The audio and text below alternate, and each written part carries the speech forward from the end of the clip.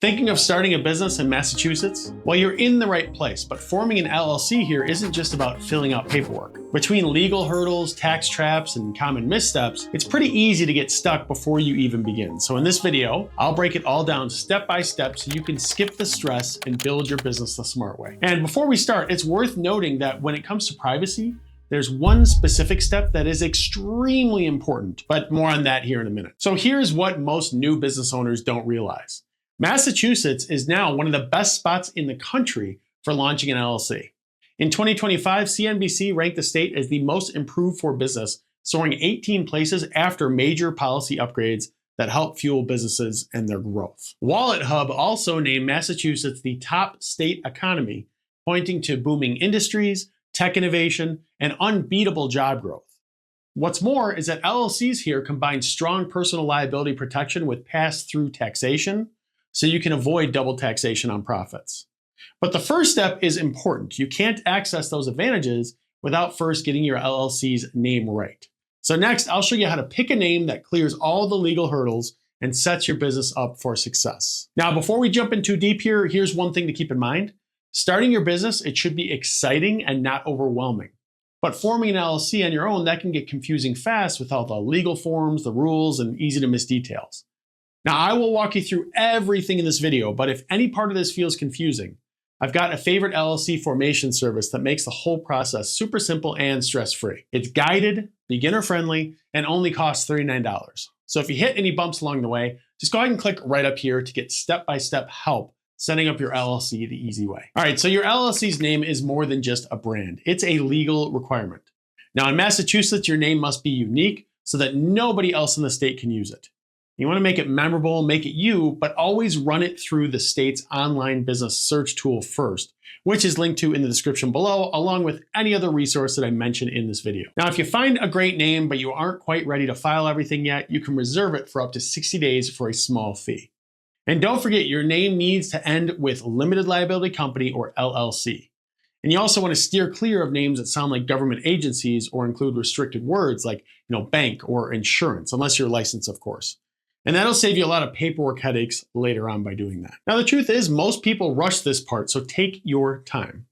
But the next step can cause even more trouble if you're not prepared. So let's talk about why every LLC needs a registered agent and how to choose one that keeps your business protected. So missing this detail here can lead to a business disaster that you definitely want to avoid.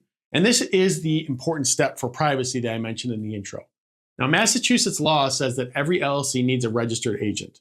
You can think of them as your business's official gatekeeper, right? They're responsible for receiving all your legal documents, tax notices, and important mail from the state. Now, if you ever get served with a lawsuit or need to prove that you received a critical notice, this is the person or company that makes sure nothing slips through the cracks. Now, you technically can be your own registered agent, but there's a catch to that. Your address will become public record, and you're required to be available at that address during business hours all day, every day. That means no long lunches, no remote work trips, and no privacy for your home address. And if you miss a delivery and you could lose your good standing with the business or even worse. Now, this is why I always recommend a service I've used myself, which is Northwest Registered Agent. They've built a great reputation in the industry and hold great customer review ratings on Google and all other places. They provide a real Massachusetts address for state records. They handle all your paperwork securely, and they'll send you over alerts so that you're never left guessing. Plus, if your address changes or you travel often, you don't have to update piles of paperwork. Now, the best thing, they only cost $39 to start, and you can click right up here if you want to see what they're all about. Now, next up, let's talk about officially registering your LLC with Massachusetts and what's required there. So here, let's focus on filing your certificate of organization. That is what is legally required and creates your LLC in Massachusetts. This form asks the basics like your chosen LLC name, your business address, details about your registered agent, and whether your LLC will be managed by its members or by managers. It's pretty straightforward, but don't let the simplicity fool you. A small typo or a wrong address here can cause weeks of frustrating delays. Now, most entrepreneurs, they choose to file online through the Massachusetts Secretary of the Commonwealth's website. Since it's faster, sometimes you'll get a green light in just a few business days. Now, if you're more traditional, you can also mail in the paper form, but you can expect that to take a little bit longer. And as a heads up, Regardless of what you choose, the state charges a $500 filing fee to process your certificate, so be ready for that one-time cost. Once it's approved though, congrats, your LLC officially exists. But this only works if you avoid one problem that trips up a lot of founders, and we'll tackle that in the next step here, which is your operating agreement. Okay, so even though Massachusetts doesn't require an operating agreement, not having one can land you in a lot of hot water. So think of this document as your LLC's playbook, right? It outlines who owns what, how decisions get made, how profits are shared, and what happens if someone leaves or the business winds down. Now, if you're a single member LLC, you might think that you could skip it, but without an operating agreement, you risk your business putting your personal liability protection at risk. Now, for multi-member LLCs, this document is really a lifesaver if disagreements pop up, which they will. And it keeps everyone on the same page and helps avoid expensive disputes. Now, there's no need to hire a lawyer or write one yourself from scratch. You just find free templates that are tailored for Massachusetts available online or with AI platforms, and then just customize them to fit your needs. And you want to do this because if you don't, you may fall under Massachusetts default rules, which may not work in your favor. Now, next, let's move to the next crucial step that'll allow you to be in good standing with the IRS. So here's a step that catches a lot of new business owners off guard, right? Is your LLC needs an employer identification number, or the EIN, from the IRS. This is like a social security number for your business, and it's required to open a business bank account, pay employees, and file federal taxes, even if you're a single member LLC or don't have workers yet. Now, the best part is that getting your EIN, it's quick, free, and can all be done online. There's no need to pay a third party. Just head to the IRS website, fill in your application, and you'll usually have your number in minutes. You can think of your EIN as the identity number that makes your business official in the eyes of banks, the IRS, and pretty much everyone that you'll work with. Miss this and your business could face delays right out of the gate. So grab your EIN and get moving to the next step, which is opening that business bank account. Once your LLC paperwork is approved and you have your EIN, it's time to open a dedicated business bank account. Massachusetts banks will ask for your certificate of organization, EIN, and an operating agreement to get started. Now, you might be wondering, why can't you just use your personal accounts? Well, mixing personal and business funds really puts your liability shield at risk. If you ever get sued, courts could, pierce the corporate veil and come after your personal assets, which you don't want.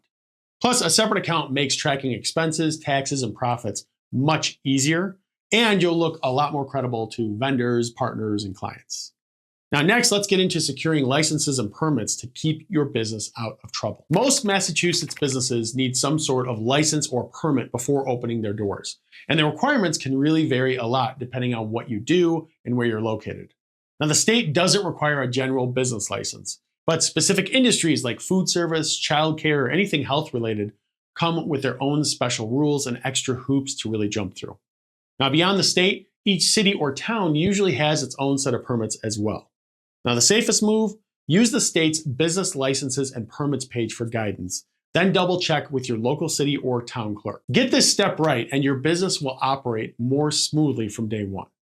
Next, let's tackle what you'll need to keep your LLC in good standing every single year. So once your LLC is set up in Massachusetts, staying in good standing is all about routine maintenance. Each year, you must file an annual report by your LLC's anniversary date.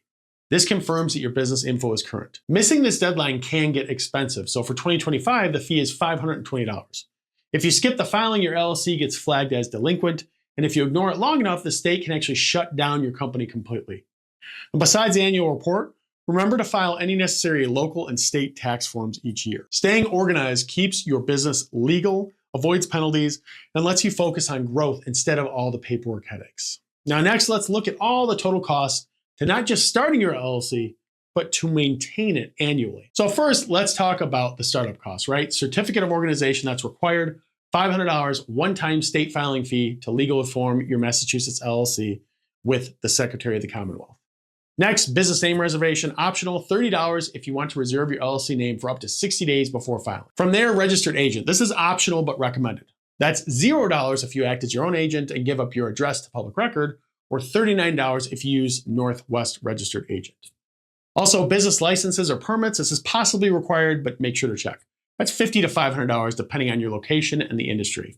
And it really varies depending on many different factors. Now, next, let's talk about the ongoing annual costs. So an annual report, $500 by mail or $520 online with the state. due by your LLC's anniversary each year. Next, your registered agent service. If you're using Northwest Registered Agent, it's $125 per year. Business licenses, permit renewals, that varies. Some industries and towns require the annual renewals, and those often range $50 to $300.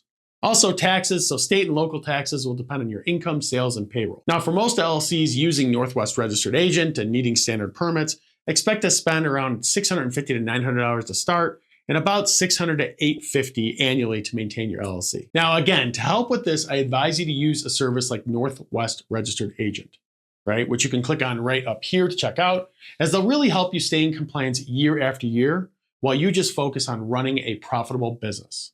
Now, if you have any questions for me or are a little bit confused about the process, just drop me a comment below and I will do my absolute best to help you out as soon as possible. Thanks as always for watching, and I'll see you in the next video.